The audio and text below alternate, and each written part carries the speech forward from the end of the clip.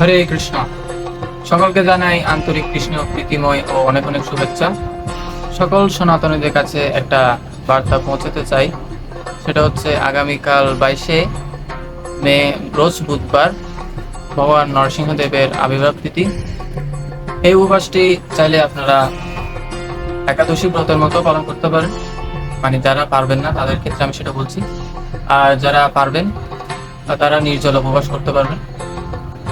তো এই ভগবান নরসিংহদেবের ব্রতটি আপনারা নির্জলা পালন অবশ্যই করবেন, কেননা শাস্ত্রে বলা আছে যদি এই নির্জলা উপবাস না করা হয় এই দিনে, তাহলে চন্দ্র সূর্য যতদিন থাকবে ততদিন পর্যন্ত আমাদের নরক যন্ত্রণা ভোগ করতে হবে। সুতরাং এই ব্রতটি নির্জলা পালন করার চেষ্টা করবেন। তো আমি আগে বলেছি যারা পারবেন না তারা একাদশীর মতো পালন করবেন।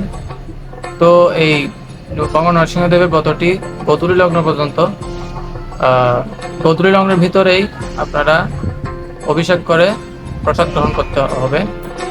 ভগবান নরসিংহদেবের পূজা বিধি নিয়ে আমাদের পেজের মধ্যে একটা বিস্তারিত ভিডিও রয়েছে, তো আপনারা কমেন্ট বক্সে লিঙ্ক পেয়ে যাবেন। ভিডিওটি দেখার জন্য অনুরোধ রইল। হরে কৃষ্ণ।